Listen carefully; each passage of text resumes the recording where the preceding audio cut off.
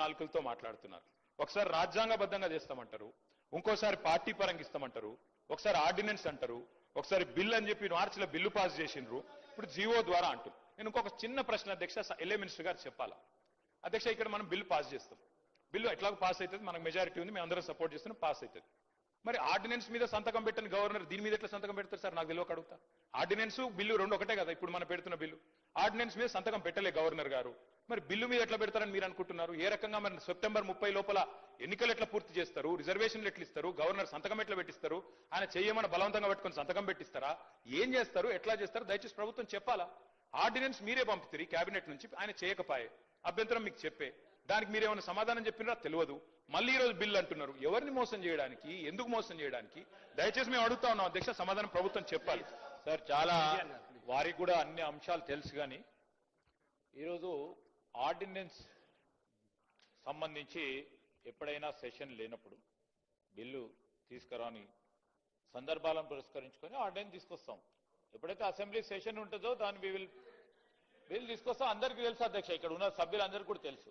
ఇప్పుడు నడుస్తా ఉంది బిల్లుకు సంబంధించి మేము చేస్తా ఉన్న పోరాటం.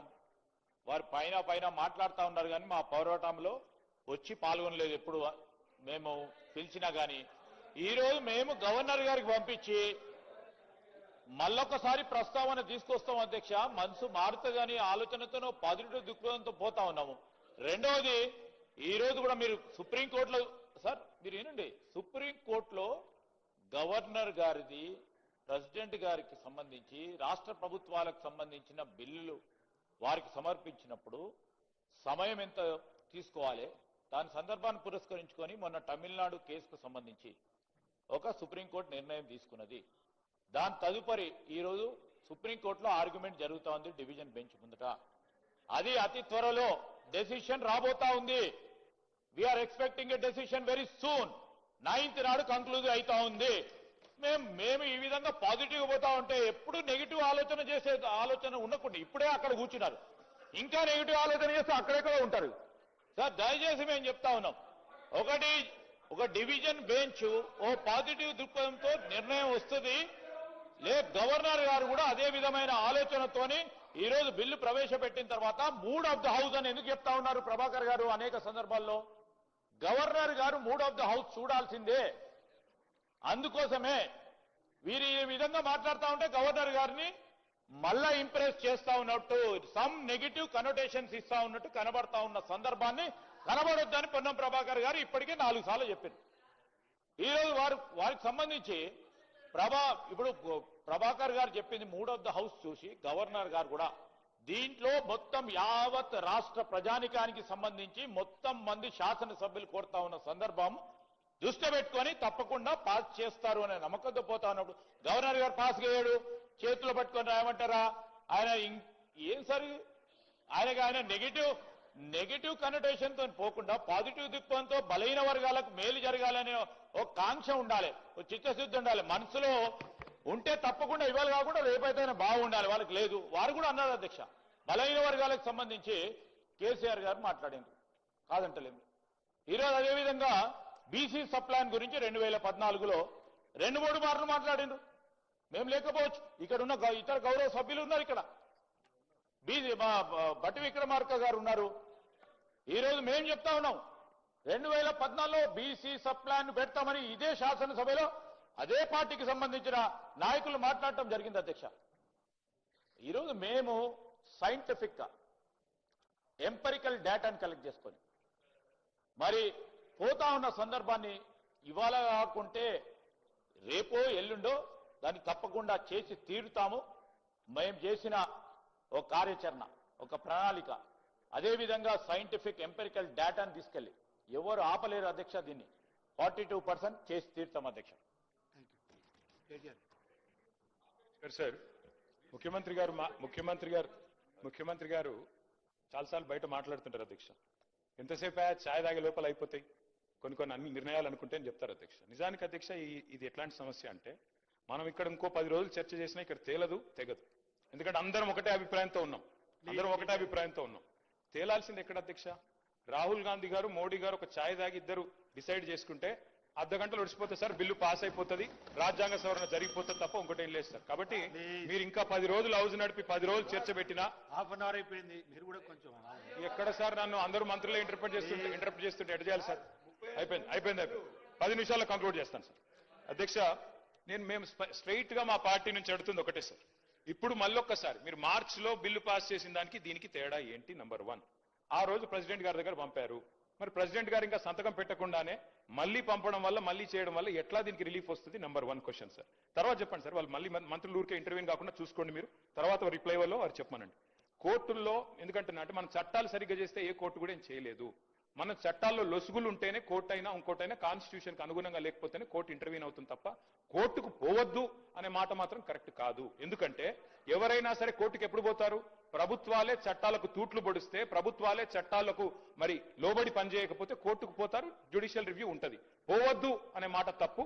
డెఫినెట్ గా ప్రజలు ఎవరము కోర్టుకు పోవద్దని అనడం లేదు. మేము ఆ న్యాయస్థానాల పట్ల గౌరవం ఉంది, కానీ మీ మాటలు కోర్టుకు పోవాలే అనే అటువంటి సంకేతాన్ని ఇచ్చే విధంగానే మీరే పోతారు అనేటువంటి విధంగా సంకేతం ఇచ్చే ప్రయత్నం జరుగుతోంది. ఇంతకంటే మీరు అన్నట్టుగా నరేంద్ర మోడీ గారు, రాహుల్ గాంధీ గారు ప్రధాన ప్రతిపక్షంగా కూర్చుంటే షెడ్యూల్ 9 ప్రకారంగా వస్తుంది. కానీ ఇలా రాజ్యాంగంలో సుప్రీంకోర్టు జోక్యం చేసుకొని తమిళనాడు కోర్టు ప్రభుత్వంకు సంబంధించిన నివేదికల మీద చర్చించింది. నేను ఇవాళ మీ ద్వారా కోరుతా ఉన్నా, గౌరవ పార్టీ పరంగా మాకు సంబంధించిన కొంతమంది మంత్రులు, సిపిఐ నాయకులు కూనంనేని సాంబశివరావు గారు, ఎంఐఎం తరఫున, అదేవిధంగా బీజేపీకి సంబంధించి మీరు వర్కింగ్ ప్రెసిడెంట్ గా మీరు, మీ బలహీన వర్గాల మంత్రి కమలాకర్ గారు రండి. రేపు గవర్నర్ గారు కలిసి 3వ హౌస్ కు సంబంధించి వివరిద్దాం. దీనికి సంబంధించి ముందుకు పోయే ప్రయత్నం చేద్దాం. ఎవరైనా అటువంటి ప్రయత్నాలు ఆపడానికి ప్రయత్నం చేస్తే అడుగుదాం. ఇది గాక ఏ మార్గం చెప్తారో చెప్పండి, తప్పకుండా దాని ప్రకారం 42% బీసీలకు స్థానిక సంస్థలో వాటా ఇస్తూ ఎన్నికలు నిర్వహించాలనేది మా ప్రభుత్వ ఉద్దేశం. దీనికి సంబంధించి రాజ్యాంగపరమైన అంశాలకు సంబంధించి ఇబ్బందులు ఉన్నటువంటి మాట వాస్తవమే. దాన్ని ఏ విధంగా ఓవర్కమ్ అవుతామో దానికి సంబంధించి అన్ని రకాలుగా ప్రయత్నం జరుగుతున్నది కాబట్టి చేస్తా ఉన్నాం. ఈరోజు ఆర్డినెన్స్ తొలగించడానికి సంబంధించి తొలగించిన తర్వాతనే మేము పెట్టిన 42% సంబంధించి గతంలో మార్చిలో తెచ్చిన తర్వాత గవర్నర్ గారి దగ్గర నుంచి రాష్ట్రపతికి పోయినటువంటి మాట మీకు తెలియదా? తమిళనాడు ప్రభుత్వానికి సుప్రీంకోర్టు ఎటువంటి ఊరట ఇచ్చిందో తెలియదా? ఇవన్నీ తెలిసిన తర్వాత కూడా మీరు అట్లా మనం నెగటివ్ గా కోర్టుకు పోవద్దని చెప్తారు. మేము ఎప్పుడు కోర్టుకు పోతాను, కోర్టుల పట్ల అపారమైనటువంటి విశ్వాసం ఉన్నది. కానీ మనం కోర్టుకు పొమ్మని ప్రవోక్ చేసేటువంటి విధానం మంచిది కాదు. దయచేసి నేను మళ్ళీ చెప్తున్నా, టీఆర్ఎస్ పార్టీగా ఎవరో పాత కాంగ్రెస్ నాయకుడు పోయిండని చెప్పి మీరు ఎట్లా చెప్తారో భవిష్యత్తులో అటువంటి కలంకం తెచ్చుకునే చర్చ చేసేటువంటి అవకాశం లేకుండా ఉండండి. ఈరోజు దీనికి సంబంధించి క్షుణ్ణంగా తెలంగాణ వ్యాప్తంగా బలహీన వర్గాలకు సంబంధించి మనం ఢిల్లీలో ధర్నా పెడితే అధ్యక్ష సంబంధం లేకుండా గ్రామీణ ప్రాంతాల నుంచి స్పందన వచ్చినటువంటి పరిస్థితి. ఇలా గ్రామీణ ప్రాంతాల భావోద్వేగాల వ్యాప్తి చర్చ జరుగుతోంది. ఈ చర్చను టీఆర్ఎస్ పార్టీ చేస్తున్నటువంటి కోర్టు ఇతర ప్రస్తావనలన్నీ క్షేత్రస్థాయిలో గమనిస్తా ఉన్నారు. దయచేసి పార్టీ స్టాండ్ స్పష్టంగా చెప్పి ఏకాభిప్రాయంగా తీర్మానం తీసుకొని నేను రేపు ఉదయం గవర్నర్ గారు టైం తీసుకుంటాం, మన అభిప్రాయాన్ని వారికి ఎట్లా ప్రధానమంత్రి గారి సమయాన్ని పాయల్ శంకర్ గారో లేకపోతే మహేశ్వర రెడ్డి గారు ఇప్పలేకపోవచ్చు. తప్పకుండా గవర్నర్ గారు విజ్ఞప్తి చేస్తాం, పోయి రిప్రజెంటేషన్ చేద్దాం రమ్మని చెప్పి కోరుతా ఉన్నా. దీనికి సంబంధించి అపశకనాలతో ప్రారంభమయ్యే సభ అపశకనంగా మాట్లాడకుండేటువంటి విధంగా ఉండాలని సందర్భంగా మరొకసారి గౌరవ నాయకులందరికీ పార్టీలకు విజ్ఞప్తి చేస్తున్నాను. ఇంటర్వ్యూ అయితే ఎట్లా సార్? రిప్లైలో చెప్పొచ్చు, ఈ కొత్తగా ఏం చెప్పలేదు వారు, రిప్లైలో చెప్తే చాలు. నేను 5-10 నిమిషాలు కంక్లూడ్ చేస్తాను సార్. గౌరవ మంత్రి గారు మాట్లాడుతూ మాకు కోర్టులు అంటే చాలా గౌరవం ఉందన్నారు అధ్యక్ష. సుప్రీంకోర్టు అన్నా హైకోర్టు అన్నా చాలా గౌరవం ఉందన్నారు, చాలా సంతోషం. ఎందుకంటే సుప్రీంకోర్టు మనం తీర్పిచ్చింది సార్. 10 మంది ఎమ్మెల్యేలు ఎవరైతే పార్టీ మారారో వారిది కూడా మరి స్పీకర్ గారి పరిధిలో ఉంది. వారి విషయంలో కూడా స్పీకర్ గారు నిర్ణయం తీసుకుంటారని మేము ఆశిస్తాం. కోర్టుల మీద గౌరవం ఉందన్నారు కదా సార్, అందుకే చెప్తున్నాం. అట్లాగే సార్ వారు అన్నారు సార్ మేము ధర్నా చేశాము ఢిల్లీలో అన్నారు, మేము రాలేదు అన్నారు. సార్ ధర్నాకు మేము రాలేదు సరే, మరి రాహుల్ గాంధీ గారు రాలే, మల్లికార్జున్ ఖార్గే గారు కూడా రాలే కదా సార్. అంటే వాళ్ళు కూడా ఇది ధర్నా కాదు డ్రామా అనుకున్నారా సార్? ఎందుకు రాలేదు సార్? మరి అధ్యక్ష నిజంగా చెప్పాలంటే డిక్లరేషన్లు కాదు అధ్యక్ష, డెడికేషన్ కావాలి. మేము ఒకటే అంటా ఉన్నాం అధ్యక్ష, ఒకటే గవర్నమెంట్ 5 గొంతులతో మాట్లాడితే కరెక్ట్ కాదు. మీరు కన్ఫ్యూజ్ అయ్యి అందరినీ కన్ఫ్యూజ్ చేసే ప్రయత్నం కరెక్ట్ కాదు. డెడికేషన్ తో పనిచేయండి, శాస్త్రీయంగా పనిచేయండి. మేము సిన్సియర్ గా ఒకటే కోరుతా ఉన్నాం సార్. ప్రధానమంత్రి గారు అపాయింట్మెంట్ ఇస్తలేరు, ఇక్కడ ఉన్న ఎమ్మెల్యే గారు ఇప్పియాలంటారు. ప్రధానమంత్రి గారి అపాయింట్మెంట్ ఎమ్మెల్యే గారు ఇప్పిస్తారా సార్? ఎక్కడైనా దేశంలో ఇది మాకు తెలియదా? ముఖ్యమంత్రి కార్యాలయం నుంచి అడిగితే ఇస్తారు, 52 సార్లు ఢిల్లీకి పోయినారు ముఖ్యమంత్రి గారు, 52 సార్లు పోయినారు, 20 నెలల రికార్డు సార్ ఇది. మరి 52 సార్లు పోయి ప్రధానమంత్రి గారిని చాలా సార్లు కలుస్తారు. మొన్ననే చీఫ్ సెక్రటరీ గారిది మళ్ళీ మీరు రిపీట్ చేస్తుంటే నేనేం చేయాలి? అది కాదండి, మీరు రిపీట్ చేసుకుంటే అదే మాటలు మాట్లాడుతున్నారు. మీరు 2-3 సూచనలు అన్నారు, ఒక సూచన చేసి మళ్ళీ మొత్తం ఇష్యూ డైవర్ట్ చేస్తున్నారు. Please conclude. సార్, ఈ సమస్య తేలాలి అంటే ఇందాక నేను చెప్పినట్టు 2 మార్గాలు ఉన్నాయి సార్. ప్రధానమంత్రి గారి దగ్గరికి అఖిలపక్షం తీసుకుపోమనండి ముఖ్యమంత్రి గారిని, మా పార్టీ నుంచి కూడా వస్తాం. తప్పకుండా మా పార్టీ స్టాండ్ ఇక్కడ చెప్తున్నాం క్లియర్ గా, we are in support of this bill అని చెప్తున్నాం. రెండోది సార్, ఏదైనా చేయాలి పని అంటే డెడికేషన్ ఉండాలి సార్, ఉత్త డిక్లరేషన్లతో కాదు. ఆ రోజు కేసీఆర్ గారు నేను ఆంధ్రప్రదేశ్ నుంచి పోతున్న ఢిల్లీకి, తిరిగి తెలంగాణలోనే కాలు పెడతా అని చెప్పి పోయిండు, సాధించిండు. ఇవాళ ముఖ్యమంత్రి గారు కూడా చిత్తశుద్ధి ఉంటే సార్ వారు కూడా డిసిషన్ తీసుకోవాలా, చెప్పాలా. మరి బీసీ బిల్లు సాధించడో లేకపోతే నేను మళ్ళీ ఢిల్లీకి హైదరాబాద్కి రానని చెప్పి అక్కడే కూర్చోమనండి, జంతర్ మంతర్లు ఆమరణ దీక్ష చేయమనండి. మేము వద్దుంటున్నామా సార్? కూర్చోమనండి గట్టిగా. సార్, కేటీఆర్ గారు మరి మేము పెట్టినటువంటి ఈ సీలింగ్ సంబంధించి ఏదైతే ఉందో 2018 పంచాయతీరాజ్ చట్టం సవరించుటకై బిల్లు పెట్టినాం అధ్యక్ష. కంక్లూడ్ చేస్తారు, కంక్లూడ్ చేస్తారా ప్లీజ్? స్పీకర్ సార్, నేను తప్పు మాట్లాడుతున్నానా, అన్పార్లమెంటరీ మాట్లాడుతున్నానా? డెడికేషన్ ఉండాలి ప్రభుత్వానికి అని చెప్తున్నాను. వినే ఓపిక లేకపోతే ఎట్లా సార్? ఇంత ముఖ్యమైన బిల్లు సాధించాలి అంటే, హక్కులు సాధించాలి అంటే ముఖ్యమంత్రి గారు ఆమరణ దీక్ష చేయండి అని చెప్తున్నాం. తప్పే ఉంది సార్? వారు 20 సార్లు అన్నారు. అట్లాగే చివరికి ఒకటే మాట సార్, ప్రధానమంత్రి గారు అపాయింట్మెంట్ ఇస్తలేడు అంటున్నారు ముఖ్యమంత్రి గారు. ఎందుకు ఇస్తలేడు సార్ అపాయింట్మెంట్?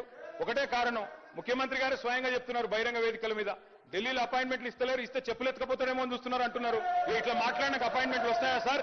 అందుకే ముఖ్యమంత్రి గారి భాష మార్చుకోండి, బుద్ధి మార్చుకోమని చెప్తూ మా పార్టీ సపోర్ట్ తెలియజేస్తాం. ప్లీజ్ ఒక్క నిమిషం అమ్మా, మినిస్టర్ గారు ఒక్క నిమిషం. స్పీకర్ సార్, డెడికేషన్ ఉంది కాబట్టే ఒకే మార్గం ఎంచుకొని ఆ మార్గం విఫలమైతే వెనక్కి జరగలే అధ్యక్ష. ఒక మార్గం కాదు, 2 మార్గం కాదు, 5 మార్గాలు కాదు, ఇంకొక మార్గం ఏదైనా ఉంటే కూడా చూద్దాం. ఆ మార్గాన్ని చెప్పడానికే మళ్ళొకసారి ప్రయత్నం చేస్తున్నాం అధ్యక్ష. ప్రతిసారి కన్క్లూడ్ చేసి నా సభకు లేదా ఈ ప్రయత్నానికి ఒక మంచి సూచన ఇచ్చే విధంగా ముందుకు పోవాలి తప్ప దాని కాంట్రవర్సీ విధంగా వాళ్ళే ఆడడం, దానికి మేము జవాబు చెప్పే విధంగా ముందుకు పోయి ఎక్కడి కన్ఫ్యూజన్ చేసేది మేము కాదు అధ్యక్ష. మా ఐడియాలజీలో నిండా మనసుతో ముఖ్యమంత్రి గారికి ఉంది, మా సభ్యులందరికీ ఉంది. ఏంది, ఏ ప్రయత్నం చేసైనా 42%తోనే మనము ఎలక్షన్స్ కి పోదామనే సంకల్పం ఉంది కాబట్టి ఈ ప్రయత్నాలు జరుగుతున్నాయి అధ్యక్ష.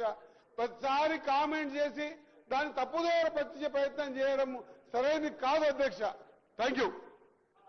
సాంబశివరావు గారు ప్లీజ్. సాంబశివరావు గారు. Thank you sir. అసెంబ్లీలో ఒక్క నిమిషం సాంబశివరావు శ్రీనివాస్. అధ్యక్ష, మా గౌరవ ముఖ్యమంత్రి గారిని పట్టుకొని వారు మాట్లాడిన మాటల్ని తీవ్రంగా ఖండిస్తున్నారు అధ్యక్ష. మా గౌరవ ముఖ్యమంత్రి రేవంత్ రెడ్డి గారికి రాహుల్ గాంధీ గారి అపాయింట్మెంట్ ప్రతి సందర్భంలో దొరుకుతుంది, ప్రతి సందర్భంలో కలిసి వస్తున్న సందర్భం కూడా బయట ప్రపంచం తెలుసు. ఇటీవలనే అటు ప్రియాంక ఇటు రాహుల్ గాంధీ మధ్యలో రేవంత్ రెడ్డి గారు తెలంగాణ ముఖ్యమంత్రికి అరుదైన గౌరవం దక్కిందనేటువంటి ఫోటోలు కూడా మనకు కనిపిస్తున్నాయి. ఇందిరాభవన్ లో మన తెలంగాణ సంబంధించిన ఈ బీసీ బిల్లుకి సంబంధించిన పవర్ పాయింట్ ప్రజెంటేషన్ ఇచ్చిన రోజు కూడా అభినందించిండు. ఆ తర్వాత పార్లమెంట్ సభ్యులతో కలిసి డిన్నర్ లో కూడా వారు రాహుల్ గాంధీ గారు ప్రత్యేక రేవంత్ రెడ్డి గారిని ఉప ముఖ్యమంత్రి గారిని కూడా పిలిచిండ్రు. తల్కతోరో స్టేడియంలో ఆల్ ఇండియా ఓబీసీ సమావేశంలో కూడా రేవంత్ రెడ్డి గారి పనితీరును, మన రాష్ట్ర మంత్రివర్గ పనితీరును, మన కులగానికి సంబంధించి మెచ్చుకున్నాడు. దేశం మొత్తం కూడా ఈరోజు తెలంగాణ రోల్ మోడల్ అని చెప్పింది అధ్యక్ష. ఈరోజు వాళ్ళు మా నాయకులకు సంబంధించిన దానిలో విభేదాలు సృష్టించాలని చేసే ప్రయత్నం కరెక్ట్ కదా అధ్యక్ష. వాళ్ళు మేము 52 సార్లు మా ముఖ్యమంత్రి గారు వేయరు, 52 సార్లు మా పార్టీ మా నాయకుడు 52 సార్లు వెళ్ళింది కూడా ఈ రాష్ట్ర ప్రయోజనాలు దృష్టిలో పెట్టుకుపోయినాం. మాకు బేస్యాలు లేవు అధ్యక్ష. మీలాగా బేస్యాలకు పోయి రాష్ట్రానికి ఇబ్బంది జరిగినటువంటి మీ నాయకత్వంలో ఈరోజు మా ముఖ్యమంత్రి రేవంత్ రెడ్డి గారికి గౌరవం ఉన్నది. గౌరవ్ రాహుల్ గాంధీ దగ్గర కానీ శ్రీమతి సోనియా గాంధీ గారి దగ్గర కానీ మా మల్లికార్జున్ ఖార్గే దగ్గర కానీ మా జాతీయ పార్టీ సందర్భం వచ్చినప్పుడు మీకు కలిసి పనిచేస్తాం, కలిసి ముందుకు పోతాం. ఈ విధంగా అనుచిత వ్యాఖ్యలు వీరు మా ముఖ్యమంత్రి రేవంత్ రెడ్డి గారు అంటేనే కళ్ళలో నిప్పులు వేసుకుంటారు అధ్యక్ష. ఎందుకో మా రేవంత్ రెడ్డి గారు అంటే ఇంత ఈర్ష ద్వేషము ఎందుకో మాకు అర్థమవుతలేదు. ఈ ప్రభుత్వం వచ్చిన 3 రోజుల నుంచి కూలిపోవాలని చెప్పి 20 మాసాలు దాటింది. బ్రహ్మాండంగా మా ముఖ్యమంత్రి ఉప ముఖ్యమంత్రి మంత్రులందరూ కూడా ఈ రాష్ట్రాన్ని పరిపాలిస్తుంటే చూస్తూరలేని సందర్భం. ఈరోజు ఈ బీసీలకు సంబంధించి ఒకటే మాట చెప్పు, 50% క్యాప్ ఎత్తివేయడానికి కోసం ఆర్డినెన్స్ పైన జరుగుతున్నటువంటి సవరణ బిల్లుపై చర్చ. 42% బిల్లు ఆల్రెడీ 42% బిల్లు ఆమోదం పొందింది, కేంద్ర ప్రభుత్వం పెండింగ్ ఉంది. బీఆర్ఎస్ ప్రభుత్వం 50% క్యాప్ వేసినటువంటి దాన్ని దాన్ని ఎత్తివేయడానికి కోసం ఆ రోజు 50% లిమిట్ కే మీరు పరిమితం. 2018లో సుప్రీంకోర్టుకి ఏమి ఇచ్చారు అధ్యక్ష? ఈసారి ఆఖరికి మీరు 2000 ఈ చట్టం అవకాశం ఇవ్వండి, ఈ 50% పరిమితులు చేస్తామన్నారు. ఒకవేళ ఈసారి ఇట కులగణన జరిగి ఉండకపోతే మన డెడికేషన్ తో ప్రభుత్వం ముందుకు పోయి ఉండకపోతే ఈసారి కూడా బీసీలకు అసలు రిజర్వేషన్లు కూడా ఓడిసిన పరిస్థితి ఉండే అధ్యక్ష. ఎస్సీ ఎస్టీలతో ఓపెన్ మిగతా ఓపెన్ జనరల్ గా ఓడిసిన పరిస్థితి ఉండే. ఈరోజు కులగణన జరగడం వల్ల ఈరోజు ఈ అవకాశం వచ్చింది కాబట్టి ప్రయత్నం చేస్తున్నాం బీసీ బిడ్డ 42% రిజర్వేషన్ అని. ఇది కూడా అర్థం ఉన్నప్పటికీ ఆలోచించుకున్నప్పుడు కూడా ఈరోజు అబాండాలు వేసే ప్రయత్నం చేస్తున్నారు. ఇది సరైనది కాదనేది మీ ద్వారా తెలియజేస్తున్నారు అధ్యక్ష. ప్లీజ్ అట్నే చెప్పులు చేసి అని ఏదైతే పదం ఉందో దాన్ని డిలీట్ చేస్తున్నాం please. Ram sir. Thank you sir. ఈరోజు అసెంబ్లీలో చర్చ చేస్తూ ఉంటే అసలు ఎవరేం మాట్లాడుతున్నారు, అనుకూలమా వ్యతిరేకమా అర్థం కావట్లేదు. డొంక తిరుగుడు అంటారు, బీటింగ్ అరౌండ్ బుష్. డొంక తిరుగుడు మాటలతో అసలు సమస్యను పక్కదారి పట్టిస్తున్నారు. ఇది చాలా విచిత్రంగా ఉంది. ఇటువంటి భాష అక్కడ బయట ఉన్నటువంటి వాళ్ళు ప్రజలు వింటే అందరి మీద నమ్మకాలు పోతాయి అధ్యక్ష, అందరి మీద నమ్మకాలు పోతాయి. ఎమ్మెల్యేలంటే ఇట్లా అబద్ధాలు ఆడాలేమో, ఎమ్మెల్యేలంటే ఇలా మోసం చేయాలేమో, ఎమ్మెల్యేలంటే ఇలా మోసపూరిత మాటలు చెప్పాలేమో, రోజుకో మాట మార్చాలేమో, ఇటువంటి వాళ్ళే ఎమ్మెల్యేలు అవుతారేమో, ఇటువంటి ఒక ప్రజల్లో చులకన భావం వచ్చే అవకాశం కనపడుతుంది అధ్యక్ష. ఎందువల్లంటే ఒకవైపు ఏమో 9th షెడ్యూల్లో లేనిదే అవదు అని అంటారు, మరోవైపు ఏమో మేము సంపూర్ణంగా మద్దతు ఇస్తామని అంటారు. సంపూర్ణంగా మద్దతు ఇస్తూ 9th షెడ్యూల్లో ఉండే విధంగా కలిసి పోరాటం చేస్తామని ఎందుకు అనట్లేదనేది నేను మీ ద్వారా అడుగుతున్నాను. చేయాలి కదా, ఫైట్ చేయాలి కదా. కేంద్రము రాష్ట్రానికి మధ్య ఉన్నటువంటి పని విభజన లేకపోతే అధికారాల విభజనకు సంబంధించి మన చేతుల్లో ఏం లేదు, కేంద్రంలోనే ఉంది, కేంద్రం చేయాలి అంటే కేంద్రం చేయాలంటే మన నుంచి ముందు మన డిమాండ్ బయటికి రావాలి, మన గొంతు వినపడాలి, మన పోరాటం సాగాలి. ఆనాడు ఎన్టీ రామారావు గారిని చూశాం కదా, ఎన్టీ రామారావు గారిని మనం అసలు పోరాటమే చేయిందే సాధ్యం అవుతుందా? తమిళనాడులో కూడా అప్పుడున్నటువంటి ప్రభుత్వం జయలలిత గారు పోరాటం చేయబట్టే పివి నరసింహారావు గారు అంగీకరించారు అధ్యక్ష. మరి ఇప్పుడు నరేంద్ర మోడీ గారు కూడా అంగీకరించవచ్చు కదా. మిత్రులు బీజేపీ మిత్రులు వాళ్ళు మాట్లాడుతున్నప్పుడు నాకు ఆశ్చర్యంగా ఉంది. బీసీ వర్గాలకు అన్యాయం చేస్తున్నారు నాకు అర్థం కాలేదు. బీసీ వర్గాల కంటే కేంద్రంలో ఉన్న వాళ్ళు అన్యాయం చేస్తున్నారా, రాష్ట్రంలో ఉన్న వాళ్ళు అన్యాయం చేస్తున్నారా? ఇప్పుడు ఎక్కడ ఆగుతుంది? ఇక్కడ పంచాయతీ ఎక్కడొచ్చింది, ఇక్కడి నుంచి బిల్లు అయిపోయింది. బిల్లు అయిన దాన్ని ఆపుతున్న వాళ్ళు ఎవరు? ఆపిన వాళ్ళు అన్యాయం చేసినట్ల, రాష్ట్రంలో వాళ్ళు అన్యాయం చేసినట్ల విచిత్రంగా వినబడుతుంది అధ్యక్ష. రకరకాలుగా కుంటి సాగులు, రకరకాలుగా అన్ని సినిమాల్లో ఆ రోజుల్లో నాగభూషణ్ గారు ఇటువంటి వాళ్ళు ఉండేవాళ్ళు, వాళ్ళు గుర్తొస్తున్నారు అధ్యక్ష. ఇది సరైన పద్ధతి కాదు. నిజంగా చిత్తశుద్ధి ఉంటే నేనేమి అధికార పక్షానికి సపోర్టో లేదా ఇంకోరు సపోర్టో అని నేను మాట్లాడట్లేదు. నేను స్పష్టమైనటువంటి అవగాహనతో మాట్లాడుతున్నాం. మా పార్టీగా కూడా 42%ని ఇవాళ ఉదయం మా జనరల్ సెక్రటరీ రాజా గారు కూడా అభినందన చెప్పెళ్ళాడు. మీ రాష్ట్ర ప్రభుత్వం మంచిగా చేసింది, మంచిగా దాని మీద ఫైట్ చేయండి అని. ఆనాడు ఎస్సీ వర్గీకరణ కూడా రాష్ట్ర ప్రభుత్వం చేసింది. నాకు తెలిసి it's a revolutionary step forward. ఎక్కడ ఇంతవరకు ఏ రాష్ట్రంలో కూడా చేయలేదు అధ్యక్ష. దీనిపైన మనం తీసుకుని ముందుకెళదాం. ఇవాళ మీ మంత్రులు ఎంతమంది ఉన్నారు, లేదా ముఖ్యమంత్రి ఏంటి, ఆ ముఖ్యమంత్రి ఏంటి, ఈ ముఖ్యమంత్రి ఏంటి, ఇవి వెనకటి నుంచి వస్తున్నటువంటి వరుస క్రమంలో కొన్ని చేర్పులు మార్పులు జరుగుతూ ఉంటాయి. అన్ని కావాలి, మీరు తీసుకోండి. ఇప్పుడు ప్రధానమంత్రి మీరు కదా, ఎన్ని చేపిస్తే మంచిగా ఉంటుంది. అన్ని కావాల్సిందే. అయితే ముందు ఇది కానివ్వండి, ఇది అయితే అన్ని ఆటోమేటిక్గా అన్ని ఆర్డర్లో పడతాయి అధ్యక్ష. ఇది నేను అందుకని సిపిఐగా మేము స్పష్టంగా చెప్తున్నాం. మనం అందరం చిత్తశుద్ధితో కలుద్దాం. చిత్తశుద్ధితో ఇవాళ ప్రభాకర్ గారు చెప్పినట్లుగా మూడ్ ఆఫ్ ద హౌస్ అంటే అల్టిమేట్ గా నాకు తెలిసి నోబడి విల్ అపోజిట్. కానీ ఇన్ని మనం శాపనార్థాలు ఇన్ని రకాలు మాట్లాడినా ఇప్పుడు ఫైనల్ గా పాసింగ్ ఆఫ్ చెప్పినప్పుడు అందరూ చేతులు ఎత్తాల్సిందే. మరి అందరూ చేతులు ఎత్తినప్పుడు అంటే mood of the house unanimous గా అయినప్పుడు గవర్నర్ గారి బాధ్యత కూడా ఉంది. గవర్నర్ గారు దీన్ని మళ్ళా పైకి పంపించడం అంటే ఇది అన్యాయం. అంటే గవర్నర్ వ్యవస్థను అడ్డం పెట్టుకుని దుర్వినియోగం చేస్తున్నట్లుగానే భావించవలసినటువంటి అవసరం ఉంటుంది అధ్యక్ష. అందువల్ల ఏకగ్రీవంగా తీర్మానం చేసినా, ఏకగ్రీవంగా బిల్లును ఆమోదించినా కూడా దాన్ని కూడా ఆమోదం లేకపోవడం అనేది అది మంచి పద్ధతి కాదు. అది చేయాలని చెప్పి నేను కోరుతా ఉన్నాను. అదేవిధంగా మోడీ గారిని మా బీజేపీ మిత్రులు అక్కడకు వెళ్ళి పివి నరసింహారావు అంగీకరించినప్పుడు మీరు ఎందుకు అంగీకరించడం? మీరెందుకు? రాహుల్ గాంధీ పోరాటం చేశాడా? రాహుల్ గాంధీ చేతుల్లో అధికారం లేదు కదా. రాహుల్ గాంధీ కాదు కదా చేయాల్సింది. రాహుల్ గాంధీ ఏం చేస్తాడు? హామీ ఇస్తారండి, ఫైట్ చేస్తాం. ఫైట్ చేయాలి. వాళ్ళైనా హామీ ఇవ్వకుండా ఎలా ఉంటారు?